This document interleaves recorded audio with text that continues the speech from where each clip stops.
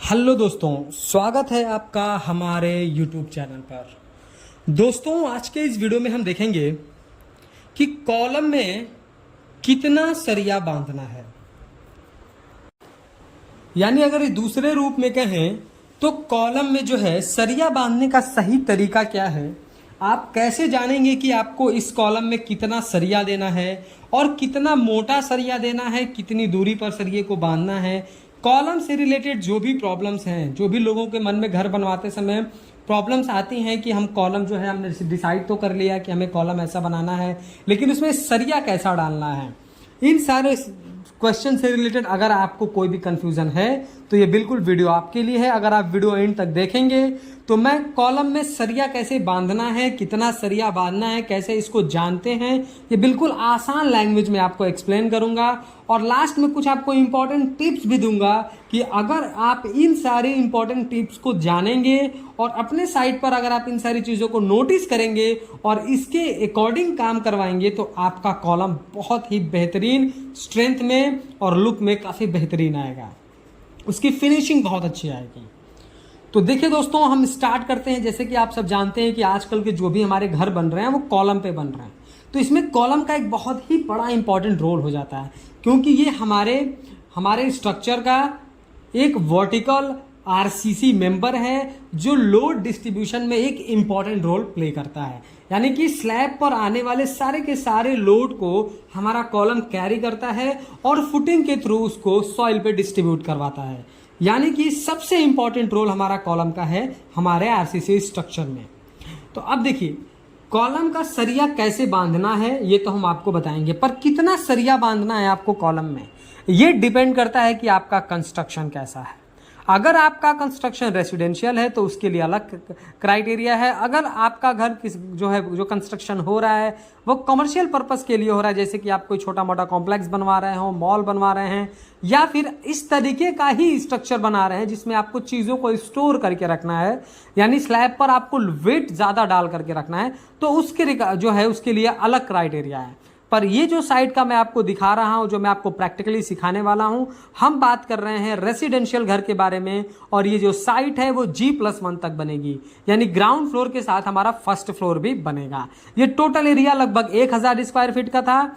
इसके हिसाब से ही सारी चीज़ों को कैलकुलेट करके यहाँ पर डिसाइड किया गया कि हमको किस तरीके का अपना स्ट्रक्चर बनाना है और उसमें कॉलम कैसा बनाना है। देखिए, अगर आप सिर्फ ग्राउंड फ्लोर बना रहे हैं तो आप 9 इंच बाय 9 इंच का कॉलम रखें और उसमें जो है आप 4 सरिया अगर बस डालते हैं 12 mm का, तो आपका सिर्फ ग्राउंड फ्लोर अगर कंस्ट्रक्शन हो रहा है, फ्यूचर में आपको इसके ऊपर नहीं बनाना है, तो वो आपके घर के लोड लेने के लिए वो कैपेबल है, उसमें कोई प्रॉब्लम नहीं आएगी। आपको 4 सरिया डालना है 12 mm का। लेकिन हम बात करेंगे G+1 के बारे में, क्योंकि ये जो हमारा कंस्ट्रक्शन हो रहा है ये G+1 का हो रहा है। तो यहाँ पर जैसा आप वीडियो में देख रहे हैं कि हम जो यहाँ पर सरिया यूज़ कर रहे हैं ये 12 mm और 10 mm दो का सरिया यूज़ कर रहे हैं। यहाँ पर सही तरीका ये है कि आपको 12 mm का 6 सरिया यूज़ करना था, पर हम यूज़ कर रहे हैं 12 mm का 4 सरिया और 10 mm का 2 सरिया। 10 mm के सरिया को हमने सेंटर में बांध दिया है और 6 mm का जो हमारा 12 mm का जो 4 सरिया है उसको हमने आउटर मेन सरिये के थ्रू बांध दिया है। यानी कि G+1 में हमने सरिया यूज करा है 6 सरिया, जिसमें हमने 12 mm का 4 और 10 mm का 2 सरिया यूज करा है, जैसा आप वीडियो में देख सकते हैं। यानी कि अगर आपका घर ऐसा है, अगर आप ऐसा घर बनवा रहे हैं जिसमें आप G+1 यानी ग्राउंड फ्लोर के साथ फर्स्ट फ्लोर भी बनवाने वाले हैं, तो बिल्कुल आप इस वीडियो से सीख ले सकते हैं। आप 9 बाई 9 इंच का कॉलम डालें, एक कॉलम से दूसरे कॉलम के बीच का डिस्टेंस मैक्सिमम 10 से 12 फीट होनी चाहिए, तो आप 9 इंच बाई 9 इंच का कॉलम रख सकते हैं। और उसके बाद आप 6 सरिया यूज कर सकते हैं, उसमें 12 mm का 4 सरिया यूज कर सकते हैं और 10 mm का 2 सरिया आप इजीली यूज कर सकते हैं, आपको कोई प्रॉब्लम नहीं आएगी। हमारा आईएस कोड कहता है कि आपको 10 mm का सरिया तो कॉलम में नहीं यूज करना है, पर हमने ये मेन सरिया हमारा नहीं है, ये हमारा बीच का सरिया है, इसलिए हमने यूज करा है। पर आप कोशिश करेगा कि आप 6 सरिया यूज करें तो आप 12 mm का ही यूज करें, क्योंकि ये जो हमारे क्लाइंट की साइट था इसको हमको कम पैसे में स्ट्रक्चर खड़ा करना था और इसमें मजबूती भी देनी थी, इसीलिए हमने नंबर ऑफ सरिया से कंप्रोमाइज नहीं किया, सिर्फ हमने जो है डाया ऑफ सरिया से कॉम्प्रोमाइज किया और 12 mm की जगह 2 सरिया हमने 10 mm का सेंटर में लगाया, जो कि काम चल सकता है। उसके अलावा आप देख सकते हैं जो हमने स्टीरअप यूज किया है, आजकल मार्केट में स्टीरअप आ गए हैं 6 mm और 5 mm के सरिया का, वो आपके घर के जो कॉलम पर लोड आने वाला है वो प्रॉपर हमारा जो स्टीरअप का लोड होता है वो कॉलम के रेनफोर्समेंट को बांध के रखता है। और अभी ये जो 5 mm 6 mm का जो रेनफोर्समेंट का बना हुआ जो हमारा स्टीरअप या हमारा टाई कह लीजिए, कॉलम टाई आ रहा है या रिंग कह लीजिए, ये कैपेबल नहीं रह रहा है, ये बहुत जल्दी खुल जाएगा। इसलिए हमने अपने इस साइड पर यूज़ करा है 8 mm से बंधे हुए स्टीरअप का, जैसा आप वीडियो में देख सकते हैं। और हमने डिस्टेंस रखा है सेंटर टू सेंटर, एक स्टीरअप से दूसरे स्टीरअप के बीच में 6 इंच, आप 7 इंच भी रख सकते हैं तो कोई प्रॉब्लम नहीं आएगी, पर ज़्यादा बेहतरीन है कि आप जो है 150 mm रखें। आप 175 mm भी रख सकते हैं, यानी आप 7 इंच भी रख सकते हैं, कोई प्रॉब्लम नहीं आएगी।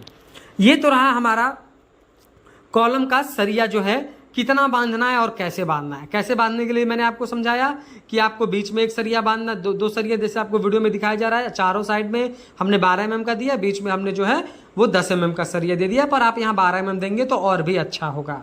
और हमने डिस्टेंस बता दिया आपको कैसे कैसे रखना है, सेंटर टू सेंटर, एक स्टीरअप से दूसरे स्टीरअप के बीच में, एक रिंग से दूसरे रिंग के बीच में 6 से 7 इंच आप रख सकते हैं। अब हम बात करेंगे इंपॉर्टेंट टिप्स के बारे में। जैसा कि हम सब जानते हैं कि जब हम फुटिंग बनाते हैं तो हमारा जो कॉलम का सबसे निचला हिस्सा होता है उसमें हमको इस तरीके का एल मोड़ना होता है। एल मोड़ना बहुत ही इंपॉर्टेंट है। आप इस तरीके से समझिए कि ये हमारे स्ट्रक्चर का पैर है और इसको हम कितना मोड़े कि हमारा स्ट्रक्चर, अब चूंकि आप ऐसे ही सरिया बांध देंगे, ऊपर से लोड आएगा वो जाल में धंस जाएगा, इसलिए हमको ये स्टीरअप में एल मोड़कर पैर बनाना होता है इसका। तो ये कितना रखें, कोई मिस्त्री से पूछेंगे तो आपको 6 इंच बताएगा, कोई 8 इंच बताएगा। हम आपको बताते हैं स्टैंडर्ड तरीका ये है, आपको मिनिमम 300 mm रखना है, यानी 1 फीट रखना है। ये डिपेंड करता है कि आपका स्ट्रक्चर कैसा है, पर आपको मिनिमम 1 फीट तो रखना ही रखना है, उससे पतला आपको नहीं रखना है, उससे छोटा नहीं रखना है। कहीं पर हम 9 इंच देखते हैं, कहीं 10 इंच देखते हैं, ऐसा आपको नहीं करना है। आपको 1 फीट प्रॉपर रखना है, उससे कम नहीं रखना है। अब देखिए जो हमारे यहाँ स्टीरअप यूज हुआ है, आप देख सकते हैं इसका ज्वाइंट हमने ऑल्टरनेटिव रखा है, यानी एक हमने नीचे रखा है तो एक ऊपर रखा है, एक दाएं रखा है तो एक बाएं रखा है। ये जो हमारा स्टीरअप का ज्वाइंट होता है इसको कभी भी एक साइड में सीधी नहीं रखते हैं, वो नहीं तो फिर लोड आएगा तो एक ही साइड अगर ये सारे के सारे हुक्स होंगे तो खुलने का डर, ज्वाइंट्स पे खुलने का डर ज्यादा रहता है। इसीलिए हमको सजेस्ट किया जाता है कि आप जो है इसको ऑल्टरनेटिव रखें, अगर एक आपने दाहिने रखा है तो एक बाएं रख दें, इस तरीके से आपको ऑल्टरनेटिव देना है। आप जो भी स्टीरअप यूज करें उसमें हुक्स होने चाहिए। हमारे यहाँ इस साइड पर जो हमने स्टीरअप यूज किया है, यहाँ पर ये जो हमारा ज्वाइंट है ये 90 डिग्री पर मुड़ा हुआ है, लेकिन आपको जो यूज करना है वो 135 डिग्री पे मुड़ा होना चाहिए और उसमें हुक्स होने चाहिए, जैसा मैं आपको इमेज के माध्यम से समझा रहा हूं। अगर इस तरीके से करेंगे और ये इंपॉर्टेंट टिप्स अगर आप कंसीडर करके अपने कंस्ट्रक्शन को कराएंगे तो आपका कॉलम मजबूत से मजबूत बनेगा और आपका घर भी मजबूत बनेगा। वीडियो पसंद आया हो तो प्लीज वीडियो को लाइक कर दें, और अगर चैनल पर नए हैं कंस्ट्रक्शन से रिलेटेड ऐसे ही इंफॉर्मेटिव वीडियोज इन फ्यूचर देखना चाहते हैं तो प्लीज चैनल को सब्सक्राइब करके बेल नोटिफिकेशन को ऑल पर प्रेस कर दें। Thank you.